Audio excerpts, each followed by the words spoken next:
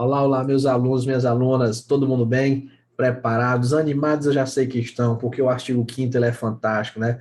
Já estamos aí chegando na parte final do artigo 5º, já trabalhamos aí com o direito à liberdade, com o direito à vida, direito à, à, à propriedade. Agora vamos trabalhar aí com o direito à segurança, que é um tópico também muito importante, é a base ali do direito penal na Constituição Federal.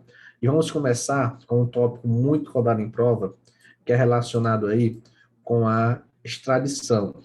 O que é extradição?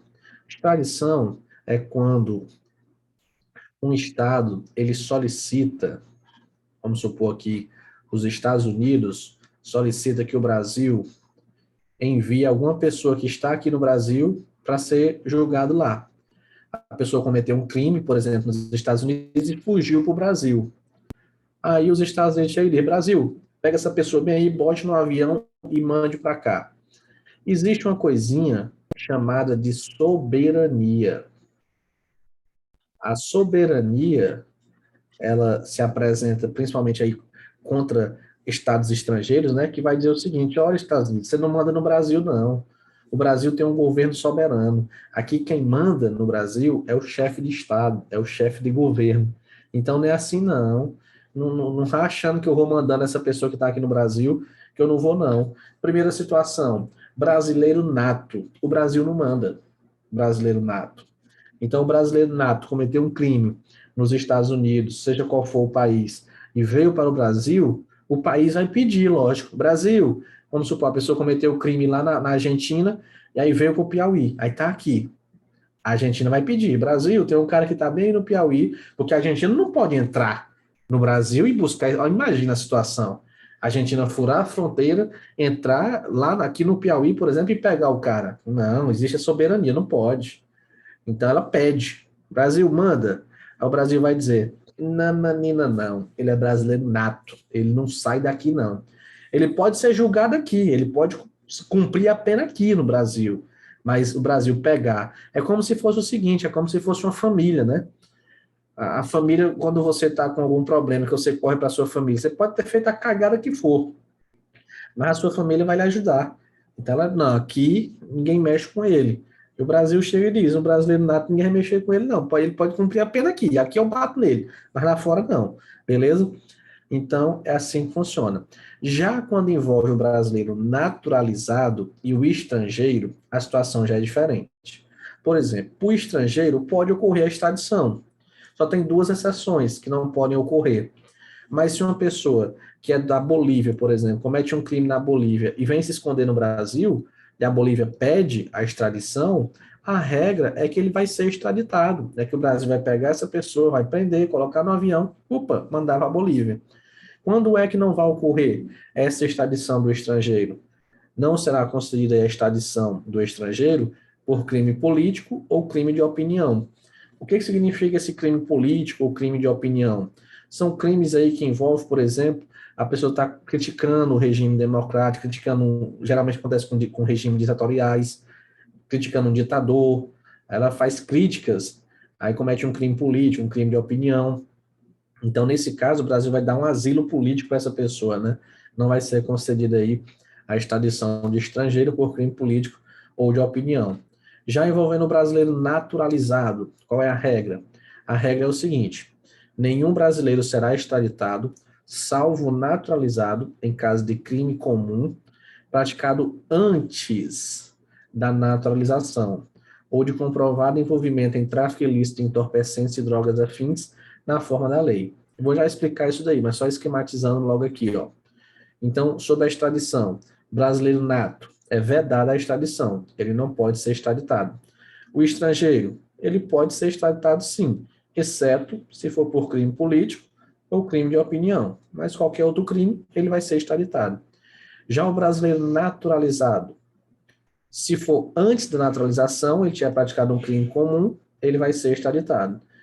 E se for antes ou depois da naturalização, ele pode ser extraditado por prática de tráfico ilícito de entorpecentes e drogas afins. Como assim, professor? Nunca entendi essa questão de antes, depois, como é que funciona? Me explique aí.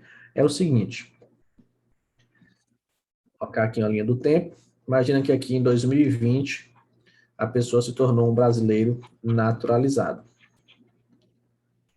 E em 2018 ela cometeu um crime comum. Muitas vezes o crime demora, né, para ser julgado e tal. Aí ela cometeu um crime aqui na Itália, vamos supor.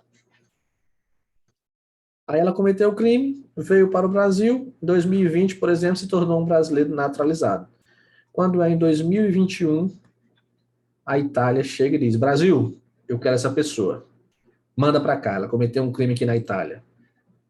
Aí o Brasil vai analisar. Peraí, o que foi que ele fez? Foi um crime comum. Foi antes da naturalização.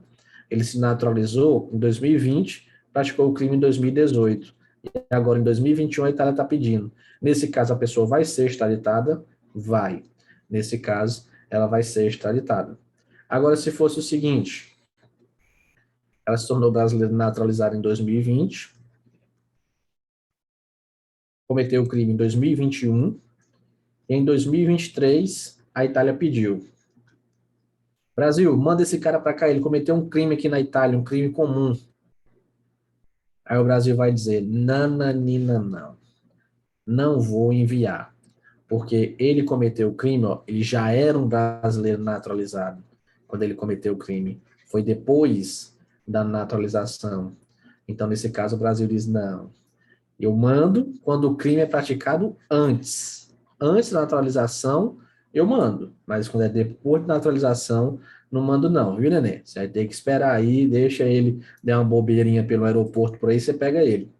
Agora, se for tráfico ilícito aí de entorpecentes ou drogas afins, tanto faz. Tanto faz. Ó, vamos supor que em 2020 ele se tornou um brasileiro naturalizado. Se ele cometeu esse tráfico ilícito em 2018 ou se foi em 2022, não interessa, nas duas situações vai existir a extradição. Então, tráfico ilícito de entorpecente pode ser antes como depois da naturalização, não interessa, vai ocorrer a extradição. Beleza? Cuidado com esses detalhes aí. Outro ponto que eu quero comentar com vocês é relacionado aí com o que eu coloquei aqui, ó. O brasileiro nato é vedado a extradição. Não vou extraditar um brasileiro nato. Só que o STF tem o entendimento do seguinte: salvo se ele perder a condição de brasileiro. E a pessoa perde a condição de brasileiro, professor? Lógico que sim. Artigo 12 e artigo 13 da Constituição Federal vai trabalhar com isso daí, a questão da perda da nacionalidade. E o brasileiro nato, ele pode sim deixar de ser um brasileiro nato. Exemplo, quando ele adquire de forma voluntária outra nacionalidade. Porque ele pode adquirir outra nacionalidade e não perder a brasileira. Mas aí no caso de imposição, né, para ele de permanência no país, para exercer direitos civis e assim por diante. Mas se ele adquirir de forma voluntária outra nacionalidade, ele vai perder a brasileira. Esse caso que gerou essa decisão do STF foi o seguinte: foi uma mulher que ela tinha o green card lá dos Estados Unidos. O que é o green card? Ela poderia ficar lá, poderia morar, trabalhar e tudo. É como se fosse o visto, né, lá dos Estados Unidos. Ela não satisfeita, ela diz: não, eu quero me tornar aqui uma americana, como diz, né? Aí ela virou Estados Unidos lá, ganhou a nacionalidade dos Estados Unidos. Ela não se tocou que esse ato dela de ter se tornado aí uma estadunidense naturalizada, não sei se é assim o nome correto, uma americana, como diz no popular, naturalizada, fez com que ela perdesse a brasileira. Porque não foi imposição, se fosse uma imposição dos Estados Unidos, dissesse, olha, você só pode ficar aqui, se você fizer a naturalização, ela não perderia, ficaria com as duas. Mas não foi. Foi porque ela quis, de forma voluntária. Aí ela perdeu a brasileira. Aí sabe o que foi que ela fez? Ela cometeu um crime nos Estados Unidos, fugiu para o Brasil. Quando chegou aqui, os Estados Unidos pediu, Brasil, manda essa mulher para cá. Ela cometeu um crime aqui. Aí ela foi dizer, eu sou brasileira nata, eu não vou ser extraditada. Sabe o que foi com o ministro do STF disse? Sendo bem sincero com vocês, ele disse: minha filha, você tem que assistir mais aula do professor Soares. Se você tivesse assistido a aula do Soarinho, você não tinha saído do Brasil. Mas você não assistiu, aí ela disse: não, assisti, mas foi só uma parte. Depois você faltou a outra parte. porque realmente o brasileiro nato não pode ser extraditado. Mas você perdeu, filhinha, a nacionalidade brasileira. Não era para você ter adquirido aquela outra nacionalidade. Tá vendo? Não pode perder as aulas. Tem que assistir, o direito constitucional está aí. Se ela tivesse assistido as aulas de direito constitucional, ela não tinha sido extraditada, beleza? Mas ela foi, por conta disso, por conta que ela perdeu a nacionalidade brasileira. Tranquilo? Vamos aqui agora analisar as questões. Então, em relação aos direitos de nacionalidade, julgo o item. Não será concedida extradição de estrangeiro por crime político ou de opinião. Correto. Não vai ser considerada aí, não vai ser concedida, né? Extradição de estrangeiro por crime político ou de opinião. Outra questão, essa aqui bem interessante. Não impede a extradição a circunstância de ser o extraditando casado com brasileiro ou ter filho brasileiro. Professor, o senhor não falou sobre isso. Mas isso aqui não está na Constituição mesmo, não. Isso aqui está em súmulas do STF. E a questão aqui, ela quis confundir com a expulsão. Olha aqui, ó. Duas súmulas importantes aqui do STF. Súmula 1. É vedada a expulsão de estrangeiro casado com brasileiro ou que tenha filho brasileiro, dependente de economia paterna. Olha o que ele está dizendo. É vedada a expulsão. Expulsão não é a mesma coisa de extradição. Extradição é quando alguém, um país pede, né? Expulsão é o Brasil que está expulsando aquela pessoa. Então, se a pessoa é casada com brasileira ou tem filho brasileiro, ela não vai ser expulsa. Mas a extradição é outra coisa totalmente diferente. E existe outra súmula relacionada a isso. É a súmula 421, também do STF, que diz, ó, não impede a extradição a circunstância de ser extraditando casado com brasileira ou ter filho brasileiro. Então, não interessa. Ele é casado com brasileira, ele tem um filho brasileiro. Vai ser extraditado do mesmo jeito. Ele não vai ser expulso, beleza? Então, a questão quis trabalhar com isso. Então, não impede a extradição a circunstância de ser extraditando casado com brasileira ou ter filho brasileiro. Corretíssimo. Isso daí não vai impedir a extradição. Impede a expulsão. Outra questão.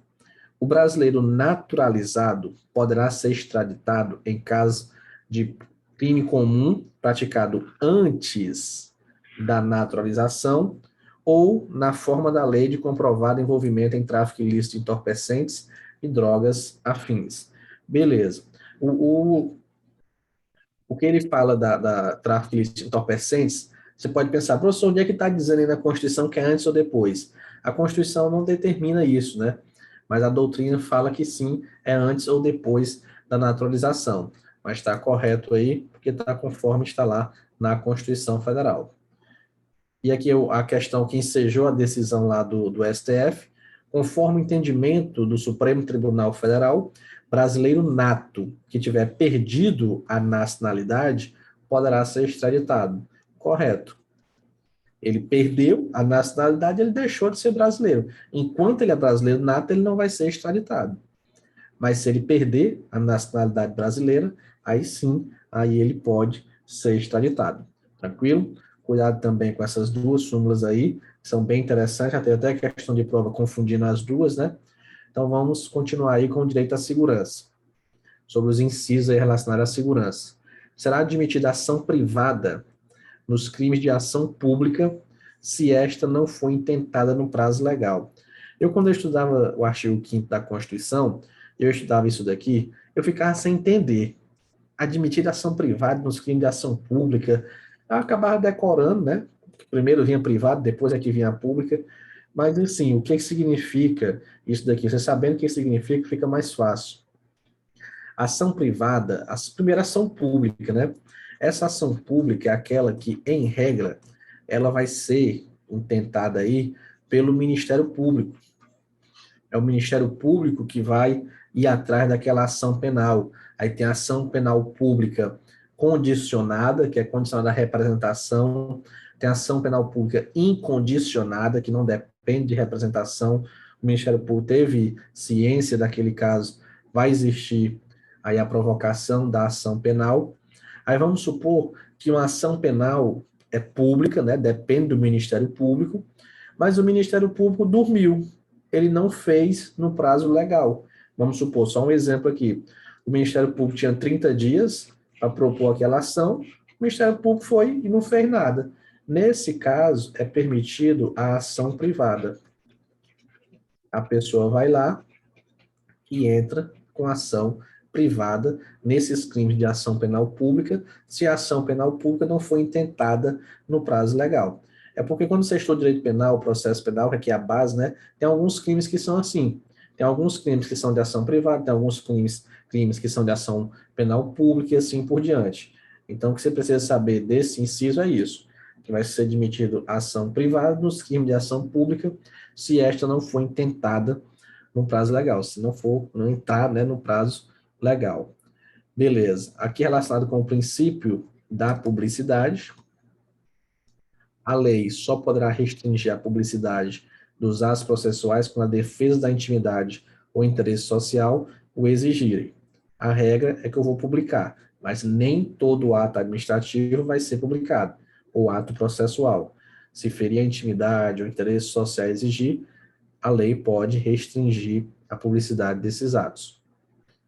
Aqui relacionado aí com a duração razoável do processo, a todos no âmbito judicial e no âmbito administrativo são assegurados a razoável duração do processo e os meios que garantam a celeridade de sua tramitação.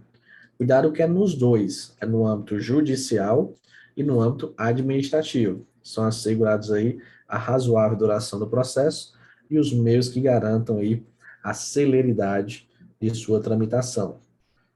A lei não excluirá da apreciação do Poder Judiciário lesão ou ameaça de direito. Aqui é o princípio da inafastabilidade de jurisdição ou do Poder Judiciário.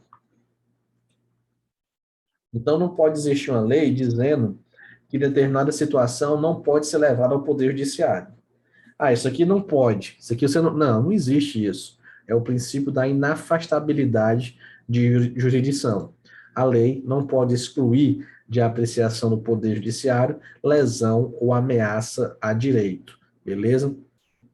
Esse outro aqui também é bem interessante. A lei não prejudicará o direito adquirido, o ato jurídico perfeito e a coisa julgada.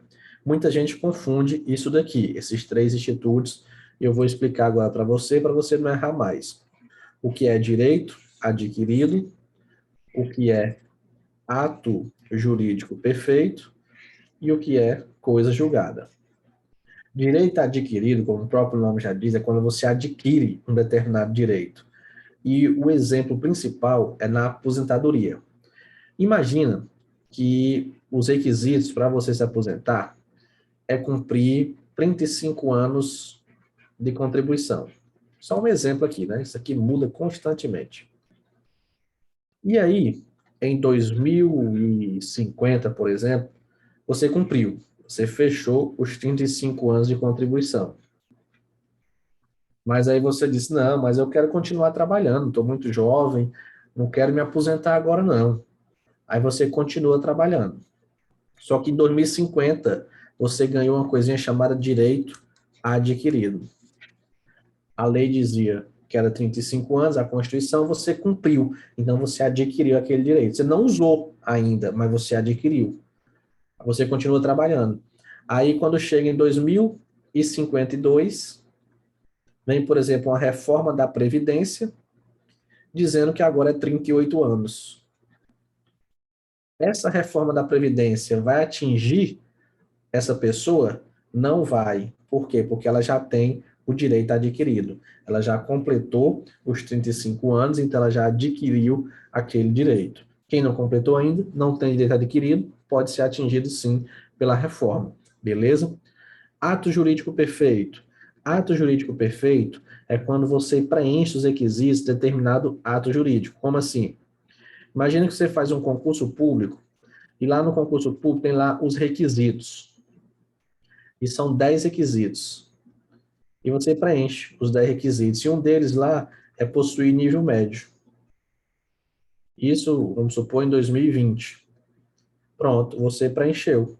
Tudo que foi pedido, você preencheu. Então, temos aqui um ato jurídico perfeito. Tudo que foi solicitado, você cumpriu. Acabou.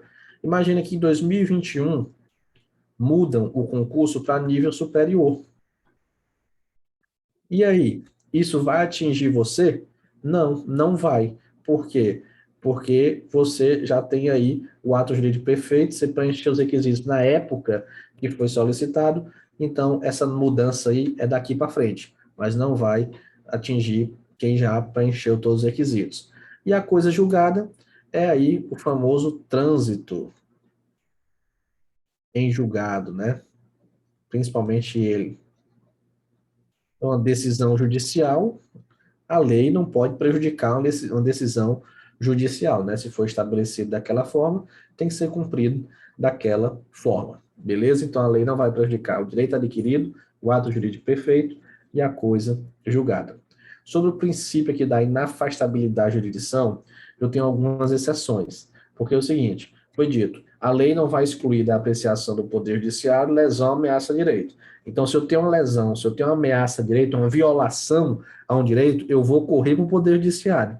Só que tem algumas exceções que você primeiro tem que esgotar alguns requisitos. Como assim? Processos referentes à justiça desportiva. Envolvendo, o que é justiça desportiva? É envolvendo futebol, principalmente, né? É quando, por exemplo, um jogador de futebol xinga o árbitro, ou ele agride um jogador, aí, eu vou processar ele. Não, primeiro você tem que ir para a justiça desportiva. Primeiro tem que resolver lá. Se não resolver lá, é que você vai para o Poder Judiciário.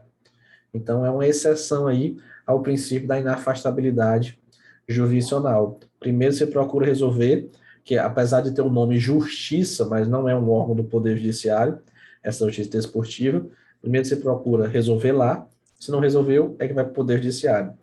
Igual o habeas data. O habeas data, que é um remédio constitucional, primeiro eu quero retificar uma informação minha, eu quero saber uma informação minha, né, que o habeas data ele é personalíssimo e foi negado, aí é que eu vou entrar com o processo judicial. Então, primeiro tem que ter a negativa administrativa. Da mesma forma, quando envolver uma reclamação constitucional envolvendo súmula vinculante. Primeiro eu tento resolver da forma nas vias ordinárias para depois ir até o Poder Judiciário. E eu vou acrescentar outra aqui, muito importante também, que essas três são as principais, mas a banca pode querer cobrar outra mais aprofundada de vocês, que é sobre o INSS, sobre benefícios previdenciários. Eu primeiro tenho que ir de forma administrativa, a INSS negando, é que eu vou para o judiciário. Como assim, professor? Eu quero uma aposentadoria. Eu não posso ir direto para o judiciário solicitar uma aposentadoria. Não, primeiro eu tenho que ir no INSS. Vou lá no INSS, aí se o INSS negar, aí é que eu entro com a ação. Aí o juiz pode conceder aquela aposentadoria, aquele benefício previdenciário. Beleza? Então pode ser aí o quarto exemplo, né, a quarta exceção do princípio da inafastabilidade jurisdicional ou inafastabilidade de jurisdição. Isso aqui é cobrado demais em prova, olha aqui. Em razão do princípio da inafastabilidade de jurisdição, o acesso ao Poder Judiciário independe de processo administrativo prévio, que está certo. É o que o princípio da inafastabilidade da jurisdição determina. A exceção do habeas data, controvérsias desportivas e reclamação contra descumprimento de súmula vinculante, correto aí, são as três exceções. E como eu falei, guarda essa daqui do INSS, que ela é muito boa para você utilizar aí, caso seja cobrado em prova. Tranquilo. Dando continuidade, ninguém será processado nem sentenciado senão pela autoridade competente. Aqui é o princípio do juiz natural. Aí ficou feio demais, né? Esse nome aí. Ajeitar aqui. Pronto. Princípio do juiz natural. O que ele determina? Existe o juiz competente, então eu tenho lá o Poder Judiciário, eu tenho o juiz estadual, eu tenho o juiz federal, tenho o juiz eleitoral, tenho o juiz do trabalho, aqui só TRE, TRT, TRF, TJ e assim por diante. Então, cada tribunal desse, cada juiz desse, tem uma competência dele estabelecida. Aqui dentro eu tenho a primeira vara civil, a segunda vara penal, enfim. Então já está estabelecida as competências. A pessoa vai ser processada pela autoridade competente. Não pode um juiz chegar determinado, ou então até mesmo a pessoa escolher, né? Não, eu quero ser julgada para aquele juiz. Diz que ele é bom, diz que ele dá uma indenização zona boa, diz que ele é um juiz bom, eu quero ser julgado por ele. Não, você não pode. Ninguém vai ser processado nem sentenciado, senão pela autoridade competente. Não haverá juiz ou tribunal de exceção. Esse dispositivo aqui, ele está relacionado com esse outro, né? Já existe lá as competências, já existe o juiz natural, né, que vai julgar aquela causa. Eu não posso criar um juiz ou um tribunal de exceção, criar um determinado tribunal para julgar. Não, esse tribunal aqui vai ser criado para julgar só isso, só esse caso aqui. Não, não pode existir isso aí, não haverá juízo ou tribunal de exceção. Agora, o que eu tenho, que não se considera um tribunal de exceção, é o tribunal do júri. O que é o tribunal do júri? Como é o processo judicial na regra? O processo judicial na regra é o seguinte: aqui eu tenho o juiz, eu tenho aqui, colocar a forma como às vezes fica lá no fórum, né? Eu tenho aqui a acusação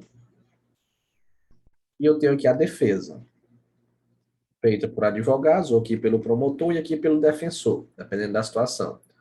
E aí, um fica brigando com o outro aqui, tem réplica, tem tréplica, tem meio mundo de confusão. O juiz analisa e dá a sentença dele. Pronto. Isso é a regra. No tribunal do júri, o que que acontece? Eu tenho aqui o juiz, tenho também a acusação, tenho a defesa, só que eu tenho uma quarta situação, que são os jurados. Com pessoas da sociedade civil. Eu, você, pode aí ser um jurado. Basta que o juiz selecione e você vai lá sentar nessa mesa de jurados para analisar o que o promotor, o advogado está falando, o defensor, e aí geralmente vamos pegar aqui 7 pessoas. Eles vão entrar numa sala e vão dar o voto deles. Aí vamos supor, não, ficou 6-1 para acusar. Pronto, eu vou pegar essa decisão dos jurados e vou entregar para o juiz. O juiz, ele vai só aplicar a pena. Mas basicamente quem deu a decisão foram os jurados. Então é diferente do outro processo, que quem dá a decisão é o juiz analisa e diz, não, decide dessa forma. Já no tribunal do júri, não é assim. É o pessoal da sociedade civil que vai analisar ali o caso e vai dizer, não, está certo, quem é que está certo? Não, está certo é aquele. A pessoa vai, não, tá, aí, como, geralmente número ímpar, né, logicamente número ímpar, não dá empate, e aí a decisão, o juiz recebe aquela decisão e pronto. Quando é que eu vou utilizar esse tribunal do júri? Eu vou utilizar esse tribunal do júri nos crimes dolosos contra a vida, porque existe o crime culposo e o crime doloso. O crime culposo não é tribunal do júri, é aquele que você não tem, vamos falar um homicídio, por exemplo, você não tem a intenção de matar, mas por negligência, imprudência ou imperícia, você comete aquele crime. Já o crime doloso é quando você tem a intenção de cometer realmente, você faz sabendo, você quer atingir aquele resultado. E é um crime doloso contra a vida, porque eu tenho um crime contra o patrimônio, contra o meio ambiente, contra o crime de trânsito, tenho vários crimes. O que vai ser levado por tribunal do júri é o crime doloso contra a vida. E o que é que vai ser estabelecido aí, essa instituição do júri, não fala, com a organização que a lei estabelecer. A plenitude de defesa, né, vai ser assegurada a defesa aqui, o sigilo das votações, o que for votado aqui é para ficar sigiloso, ninguém pode saber o voto de ninguém, que depois pode ter até uma retaliação, né? Ah, foi tu que votou lá para me condenar e tal. Não pode saber, tem que ser o sigilo. A soberania dos vereditos. O que significa isso? O que for decidido aqui, o juiz tem que seguir. Ele não pode, não, foi decidido que é desse jeito, mas eu vou mudar aqui. Não. Se o júri entendeu daquela forma, tem que seguir daquela forma. e a competência para o julgamento de crimes dolosos contra a vida. Beleza? Temos aqui o princípio da legalidade. De novo, professor, o princípio da legalidade tem quantos? Tem três. Três princípios da legalidade. Eu tenho o princípio da legalidade que já foi estudado aqui, né, do artigo 5º, que é relacionado com os particulares, que pode fazer tudo desde que a lei não proíba, né? Que ninguém vai ser obrigado a fazer ou deixar de fazer alguma coisa, senão por lei. Eu tenho o artigo 37, que traz o princípio da legalidade para os agentes públicos, determina que ele só pode agir, se ele só pode fazer determinada situação quando for determinado por lei, quando for autorizada por lei. E o artigo 5º também traz esse princípio da legalidade para o direito penal, que é o quê? Que não há crime sem lei anterior que o defina, nem pena sem prévia combinação legal. Como assim, professor? Para existir um crime, tem que ter uma lei anterior dizendo que aquilo ali é crime. Não pode simplesmente a pessoa cometer uma conduta, não tinha lei nenhuma dizendo que aquilo era crime, aí depois que ela comete, agora virou crime. Vou punir você. Não. Tem que existir a lei antes, tem que existir a proibição antes. Então não há crime sem lei anterior que o defina, e nem pena sem prévia combinação legal. Então você pode pegar o Código Penal, vai ter lá, artigo 200, por exemplo, é crime fazer isso, isso e isso. Pena, 2 a 5 anos de reclusão e multa, pronto. Então aqui eu tenho o crime, né, a lei definindo o crime, e aqui a pena, né, determina como é que vai ser a pena de 2 a 5 anos, 3 a 6 e assim por diante. Beleza? Então esse é o princípio da legalidade do direito penal. Tranquilo. Um tópico bem interessante é porque é vedada a edição de medidas provisórias sobre matéria de direito penal, processual penal e processual civil. Então, não pode existir medida provisória em matéria sobre direito penal, processual, porque a medida provisória, quando o presidente da República ele edita lá, né, a medida provisória, ela não pode existir medida provisória relacionada a isso daí. Outra coisa que tem que tomar cuidado é a diferença do princípio da legalidade com o princípio da reserva legal. Porque o princípio da reserva legal é quando a Constituição ela reserva determinada situação para ser tratada por lei. Ele tem diversos conceitos em diversos ramos do direito, né, esses princípios. Estou tratando do princípio da reserva legal para o direito constitucional, para o direito administrativo. Pode ser que em outros ramos do direito ele tenha outro significado, né? Mas para cá, o que ele significa? É que determinada situação foi reservada para a lei. Observe isso daqui. O Estado promoverá, na forma da lei, a defesa do consumidor. Então, isso aqui é reserva legal. Foi reservado para a lei. Não foi reservado para um decreto, não foi reservado para uma resolução, não. Foi reservado para a lei. Na forma da lei, que tem o Código de Defesa do Consumidor, o Estado vai promover a defesa do consumidor. Beleza? Cuidado com isso. Agora vamos trabalhar com princípios aqui bem interessantes. Esse que determina que a lei penal não retroagirá, salvo para beneficiar o réu. Vou logo explicar o outro, que é mais simples, que vai dizer que a lei punirá qualquer discriminação atentatória dos direitos e liberdades fundamentais. Qualquer, até tem aí, né, liberdade de manifestação, liberdade de expressão. Quando ocorre aí qualquer discriminação, a lei vai punir isso daí. Então, bem simples, né, o que foi estabelecido aqui, que a lei vai punir, tanto que tem um detalhe, uma decisão bem recente envolvendo o direito de resposta. Já foi até trabalhado aqui no nosso curso, né, direito de resposta. Isso é uma decisão recente, acho que nunca não foi nem cobrada em prova ainda, do STF, que ele determina o seguinte, que a simples retratação não anula o direito de resposta.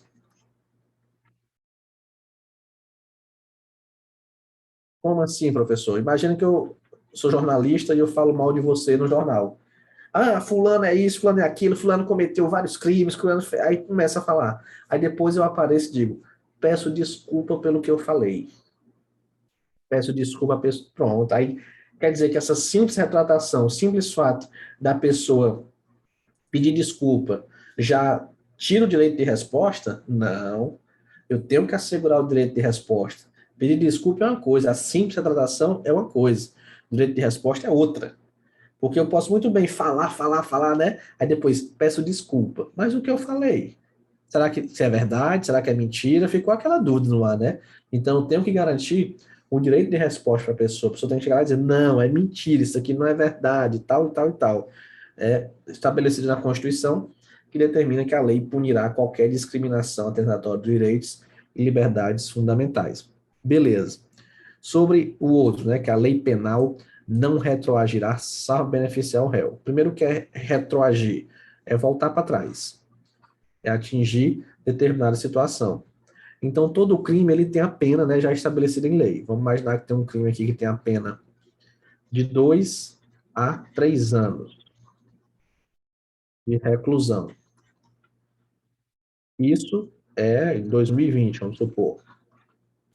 Imaginar que em 2022 alteraram a lei e esse crime passou a ter a pena de 5 a 10 anos. Opa, piorou a situação do cara, né? Essa lei vai retroagir?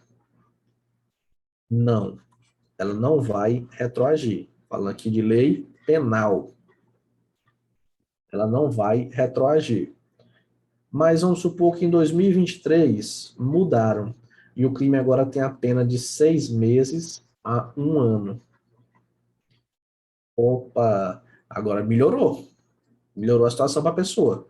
Porque antes, em 2020, por exemplo, quando ela cometeu o crime, era de 2 a 3 anos. Então, o mínimo era 2, o máximo 3. Agora, em 2023, mudaram e agora é de 6 meses a 1 ano. Baixou foi muito. Então, nesse caso aqui, vai retroagir sim.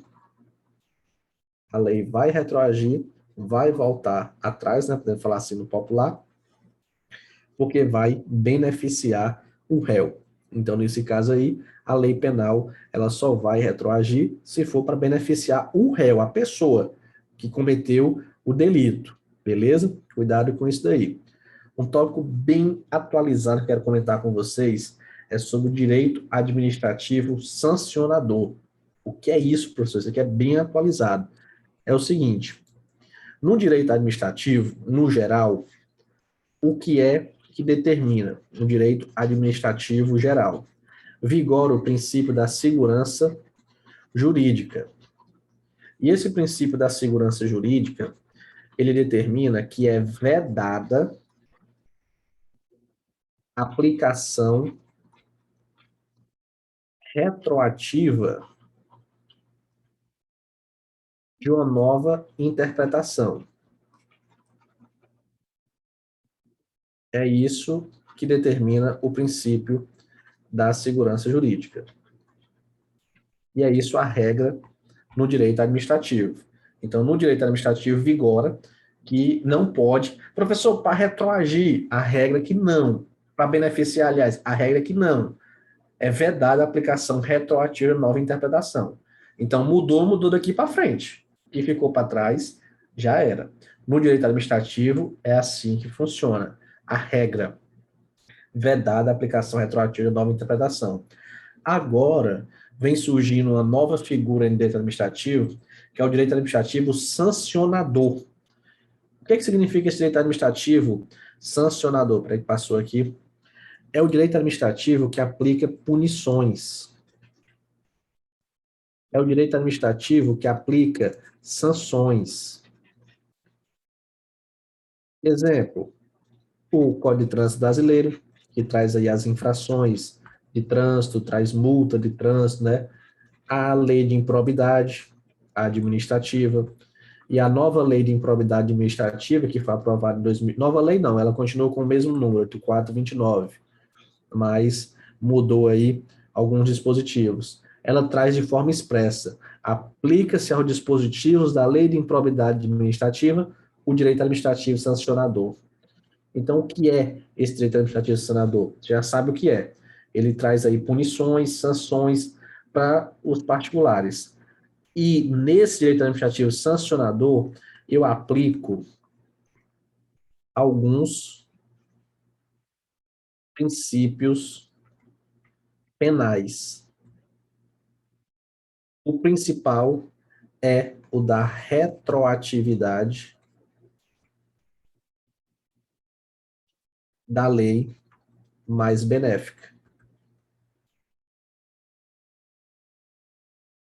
Então, é o seguinte, se cair na sua prova perguntando assim, esse dispositivo aqui da lei penal não retroagir, salvo beneficiar o réu, é aplicado para o direito administrativo? Se falar de forma geral assim, não. A regra é que não. Agora, se falar é aplicado para o direito administrativo sancionador, aí sim, aí é aplicado. Apesar de ser uma norma penal, mas eu vou utilizar ele nesse direito administrativo sancionador. Então, é o seguinte, a lei de improbidade mudou. Ela melhorou algumas situações aí. Não sei para quem, mas melhorou. Então, se a pessoa lá tinha uma pena mais séria e agora melhorou, pode retroagir para beneficiar por conta desse direito administrativo sancionador. Tranquilo? Cuidado com esse tópico aqui. Outro dispositivo bem interessante. Nenhuma pena passará da pessoa do condenado, podendo a obrigação de reparar o dano e a decretação de perdimento de bens, sendo os termos da lei estendida aos sucessores e contas executadas até o limite do patrimônio transferido. Aqui é o princípio da intranscendência, né? Nenhuma pena aí vai passar da pessoa do condenado, você tem que cumprir uma pena, quem vai cumprir é você, não pode passar da pessoa do condenado. Agora, a obrigação de reparar o dano e a decretação de perdimento de bens, aí isso aí pode ser estendido ao sucessor, no caso da herança, mas só pode ser executado até o limite do valor do patrimônio transferido. Deixou uma herança de R$ 1 milhão, deixou uma despesa de 2 milhões, vou executar 1 milhão, o outro restante fica perdido. Eu não posso estender ao sucessor, não posso cobrar deles isso daí, beleza? Uma súmula muito importante do STJ relacionada com esse dispositivo, porque ele está relacionado aí com o princípio da intranscendência, aqui é o princípio da intranscendência no direito penal, mas eu tenho o princípio da intranscendência, o Szinho aqui ficou errado, não, peraí, intranscendência subjetiva das sanções, ele determina o seguinte, não pode ocorrer ou permanecer a inscrição de município em cadastros restritivos fundada em irregularidades na gestão anterior, quando na gestão sucessora são tomadas as providências cabíveis à reparação dos danos eventualmente cometidos. É a súmula 615 do STJ. Muito importante, já caiu em prova várias vezes. Até mesmo antes de virar súmula, já era cobrado em prova. O que ele está dizendo? Se o novo gestor, ele entrou, e a prefeitura está devendo, a prefeitura está cheia de dívidas, mas o novo prefeito, por exemplo, ele quer solucionar aquilo ali, então não vou colocar o município no cadastro restritivo, entre aspas, o SPC e Serasa, pelo princípio da intranscendência, né? Não foi ele, prefeito, que cometeu aquilo, ele é apenas um gestor, então ele está querendo solucionar. Então, por isso que não pode ocorrer ou permanecer a inscrição do município em cadastro restritivo, fundada irregularidade na gestão anterior, quando na gestão sucessora são tomadas as providências cabíveis à reparação dos danos eventualmente cometidos. Beleza? Sobre essa questão das penas, a lei regulará a individualização da pena e tomará, entre outras, as seguintes. Uma coisa que tem que tomar cuidado. O artigo 5º da Constituição, ele determina quais são as penas que são permitidas e ele traz quais são as penas que são proibidas. Já foram até estudadas já. As penas que são proibidas é um rol taxativo. É o que está estabelecido lá na Constituição, é o CBF-PM, né, o bizu que eu passei para vocês. Pena de morte, salvo em caso de guerra declarada, pena de banimento, trabalhos forçados, penas cruéis e assim por diante. Então, é um rol taxativo. Já as penas que são permitidas É um rol exemplificativo. Como é que você diz isso, professor? Por conta dessa palavra bem aqui, ó, entre outras. Isso é que determina que o rol é exemplificativo. Porque ele fala assim, ó, a lei regulará a individualização da pena e adotará entre outras. Então, pode ter outras. As seguintes: privação ou restrição de liberdade, perda de bens, multa, prestação social alternativa e suspensão ou interdição de direitos. São 5 aí, né? Proibição, restrição da liberdade, perda de bens, multa, prestação social alternativa e suspensão ou interdição de direitos. Tranquilo. A pena, ela vai ser cumprida em estabelecimentos distintos, de acordo com a natureza do delito, a idade e o sexo do apenado. Então, tem o presídio feminino, tem a questão do presídio para crimes, uma pessoa cometeu um crime mais simples, eu não vou colocar aquele criminoso que já é mais perigoso, né, mais procurado e tal. Então, a natureza do delito, a idade, o sexo do apenado podem ser já aí a pena ser cumprida em estabelecimentos distintos. Até tem uma súmula vinculante, 56, do STF, termina o seguinte, que a falta de estabelecimento penal adequado não autoriza a manutenção do condenado em regime prisional mais gravoso, devendo-se observar nessa hipótese os parâmetros fixados aí no recurso extraordinário. Então, se eu não tenho o estabelecimento penal adequado, eu não posso manter aquela pessoa em regime prisional mais gravoso. Não, como não tem esse aqui, eu vou piorar a sua situação. Não, não pode existir isso daí, né? Ninguém será privado da sua liberdade ou de seus bens sem o devido processo legal.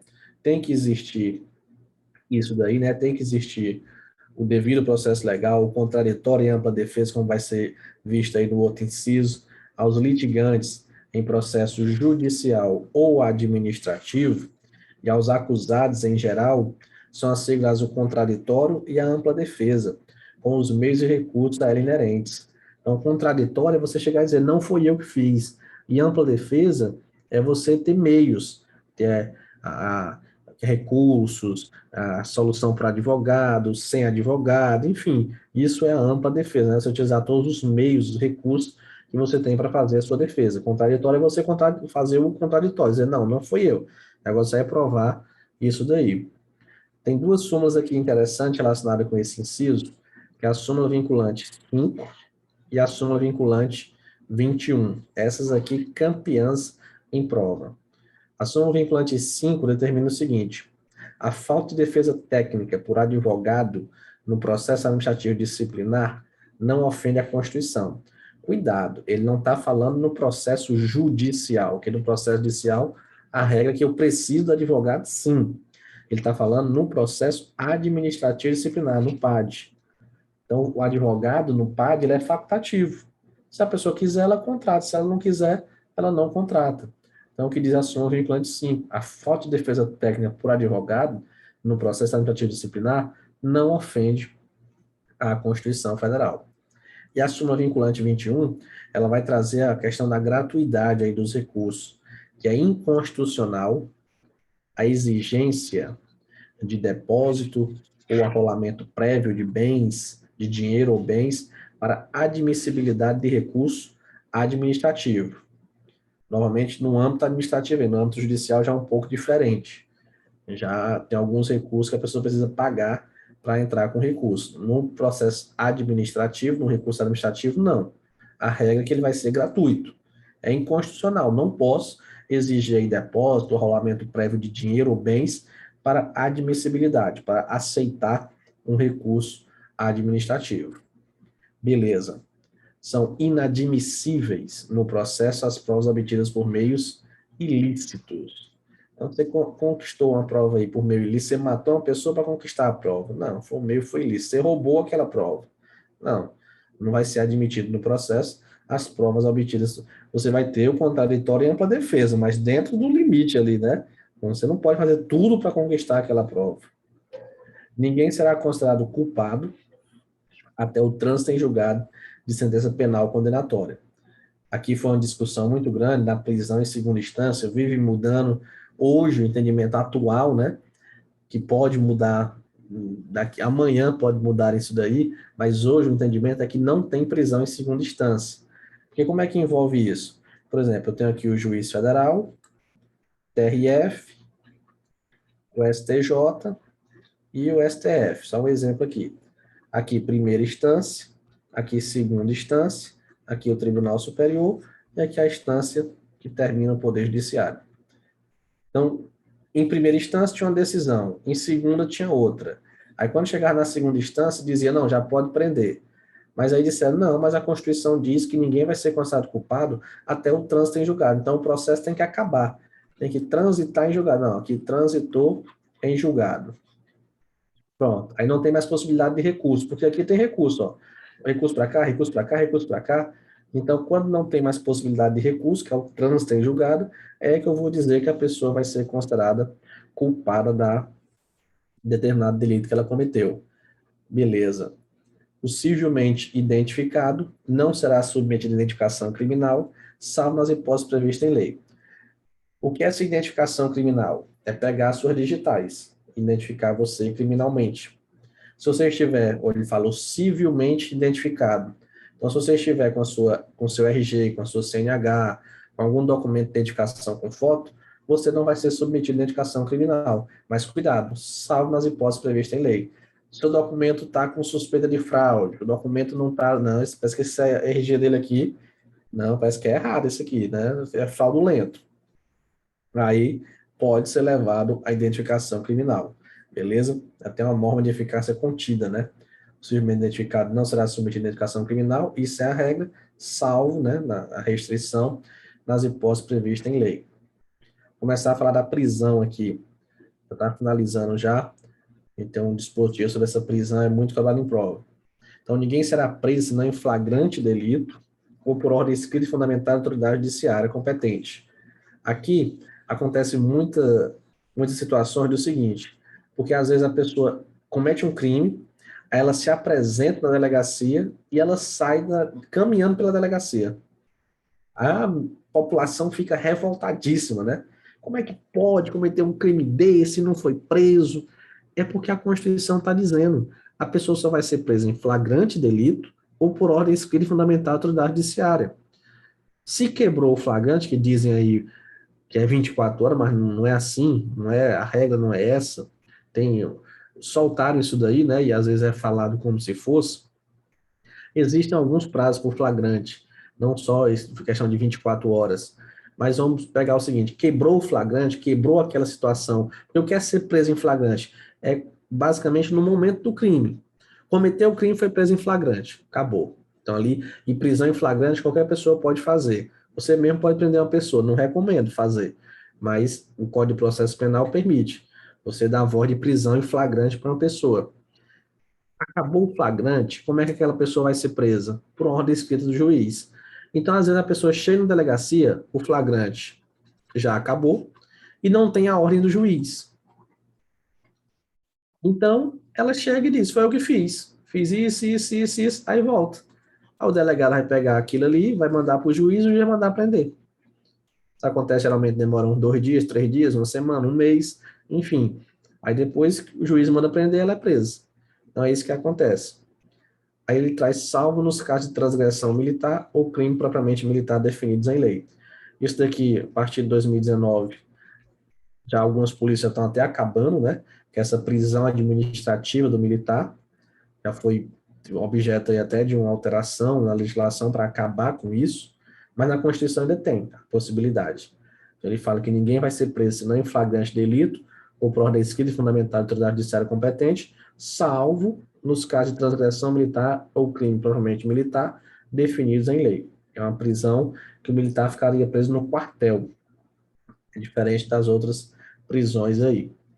Beleza. A prisão de qualquer pessoa e o local onde se encontra serão comunicados imediatamente ao juiz competente e à família do preso ou à pessoa por ele indicada.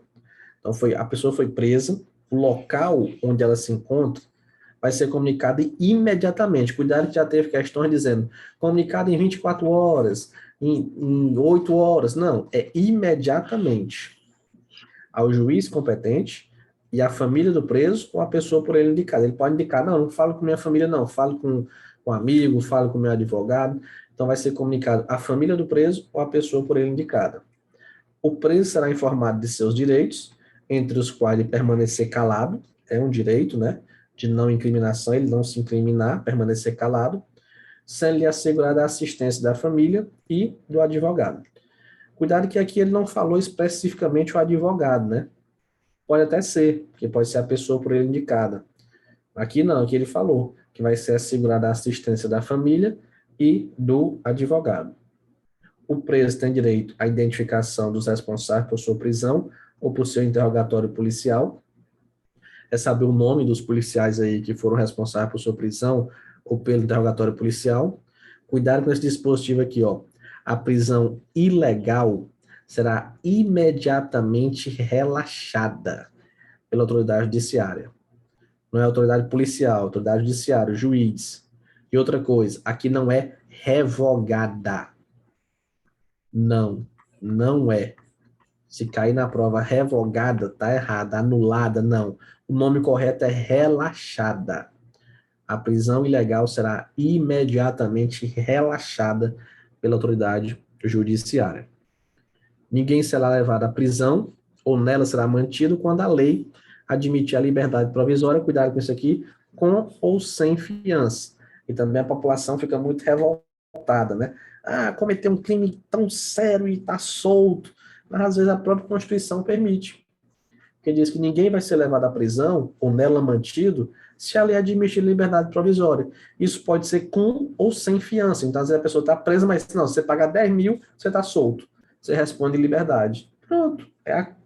Foi estabelecido na lei, na Constituição, né? E pode ser com ou sem fiança. Esse dispositivo é bem interessante. Não haverá prisão civil por dívida, salvo a do responsável pelo inadimplemento voluntário inexcusável de obrigação alimentícia, que é a pensão alimentícia, e a do depositário infiel. O que seria esse depositário infiel? É quando o juiz, muitas vezes, ele entrega um bem para uma pessoa, para ela ficar guardando aquele bem. E aí a pessoa pega e some com o bem. Ela é um depositário infiel. Ela poderia ser presa aí por dívida, né, por conta disso daí, a prisão civil. Mas existe uma súmula vinculante 25, e também vários tratados internacionais aí, que diz que é ilícita a prisão civil de depositário infiel, qualquer que seja a modalidade de depósito. Então, atualmente, a prisão civil que é admitida é a do responsável pelo inadimplemento voluntário inexcusável de obrigação alimentícia, que é a pensão alimentícia. A do depositário infiel não é mais aceita por conta de tratados internacionais e por conta da própria súmula vinculante 25, que diz que é ilícita a prisão civil depositária infiel, qualquer que seja a modalidade do depósito. Beleza.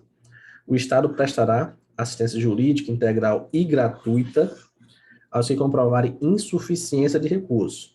Cuidado que não é para todo mundo aqui. É para quem tem insuficiência de recurso, é pedir a justiça gratuita. Nesse caso aí, quem tem essa insuficiência de recurso, o Estado vai prestar, sim, assistência jurídica integral e gratuita. Aqui envolvendo, ó, responsabilidade civil do Estado.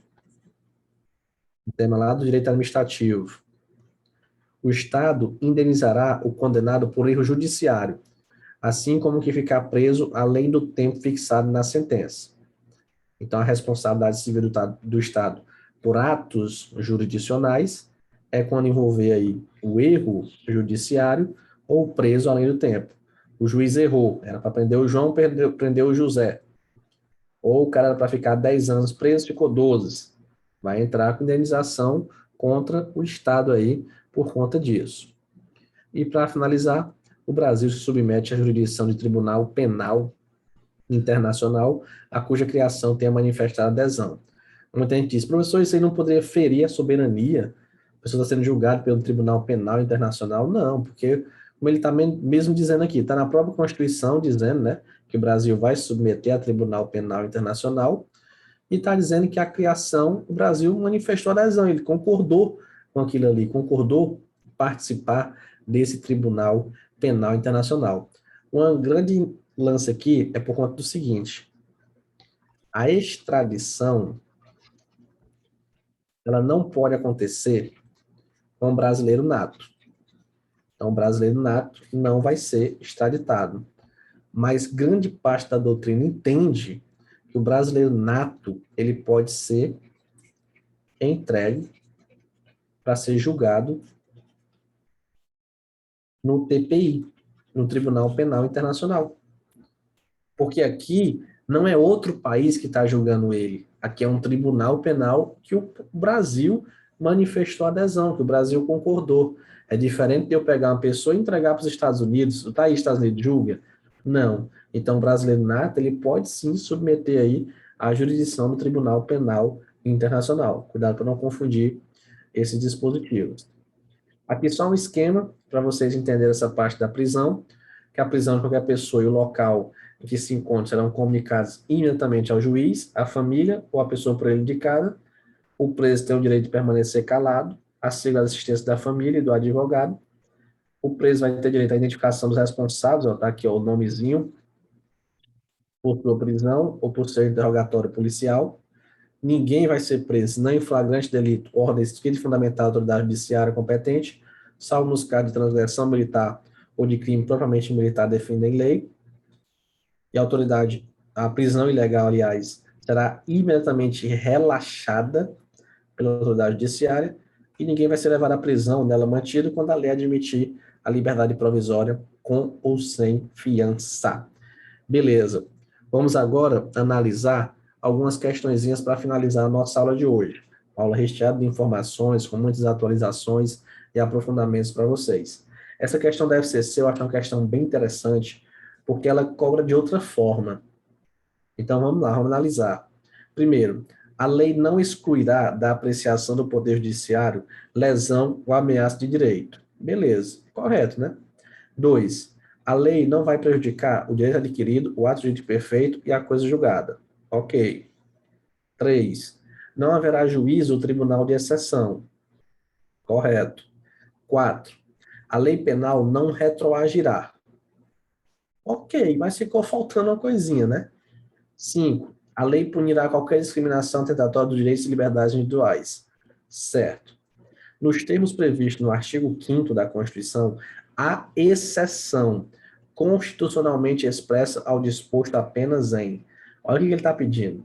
Está dizendo que desses 5 dispositivos aí, onde é que tem exceção? Na própria Constituição. E é no item 4. Até eu disse, ficou faltando uma coisinha, né? A Constituição diz, a lei penal não retroagirá, vírgula, salvo para beneficiar o réu. Então, tem uma exceção na própria Constituição. Gabarito, item B, só o item 4. Os demais não têm exceções na Constituição. Professor, o item 1 tem, professor. Aqui não é o princípio da inafastabilidade, o senhor não falou do habeas data, o senhor não falou a questão da justiça desportiva. Olha o que ele está pedindo.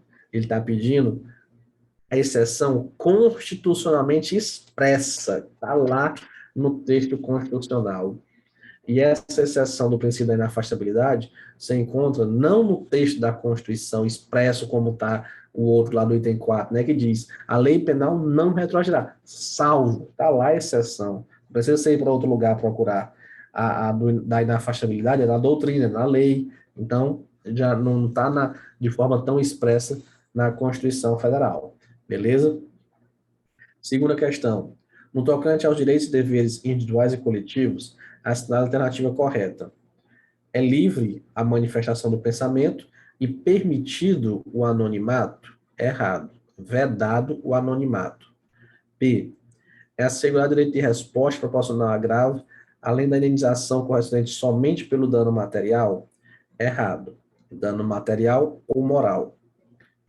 C. É assegurado a todos o acesso à informação e vedado o sigilo da fonte, ainda que necessário exercício da profissão?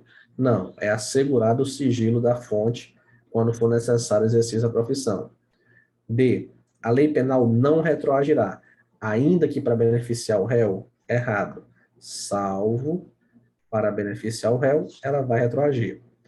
O item é a criação de associações na forma da lei de cooperativas independem de autorização, certo?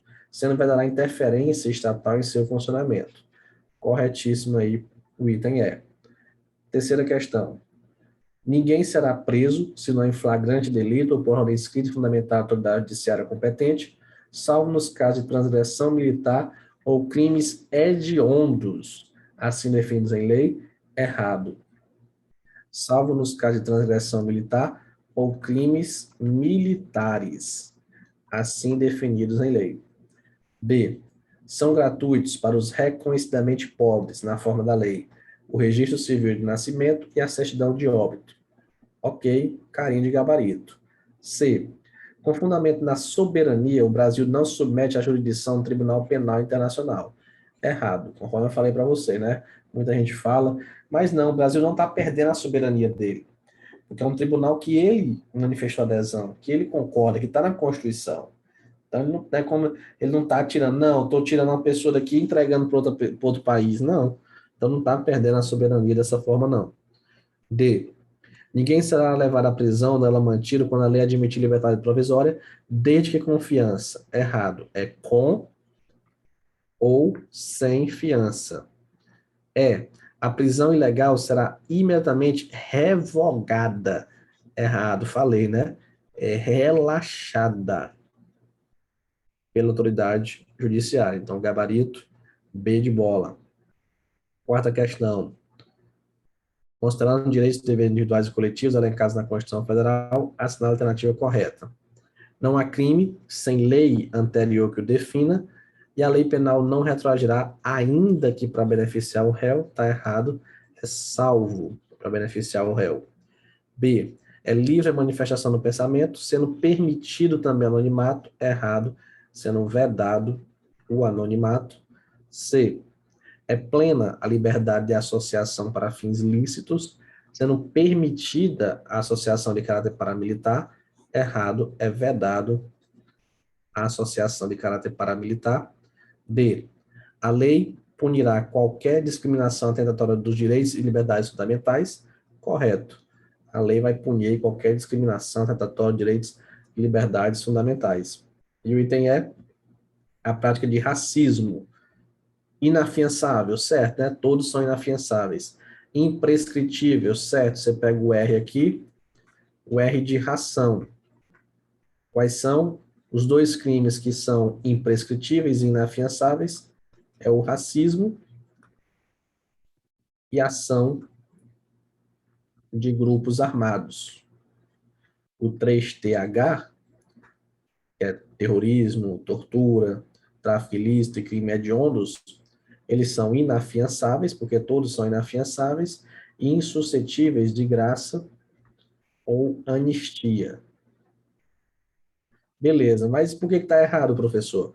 Porque está sujeito à pena de reclusão, ó, R de racismo, R de reclusão, e não de detenção.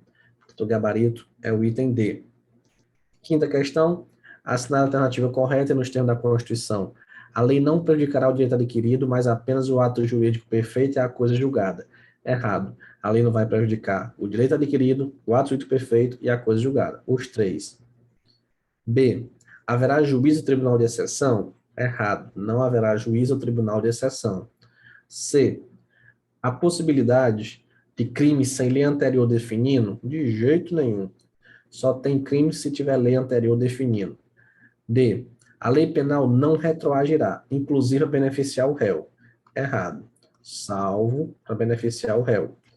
E o item é: a lei punirá qualquer discriminação tratada dos direitos e liberdades fundamentais. Corretíssimo. Com isso, a gente termina a parte aí dos incisos do artigo 5º da Constituição Federal, de forma bem didática, bem objetiva, bem aprofundada e bem atualizada, como eu venho sempre falando no início das aulas, né? Finalizando também dessa forma. Agora, na próxima aula, a gente vai trabalhar com os remédios constitucionais. Mandado de segurança, habeas data, habeas corpus, mandado de junção, para finalizar efetivamente aí o artigo 5º da Constituição Federal. Esse tema é muito cobrado em prova. E eu finalizo com essa frase: a cada dia proveitoso de estudos, a realização do seu sonho fica mais próxima. Beleza? Um forte abraço a todos e bons estudos.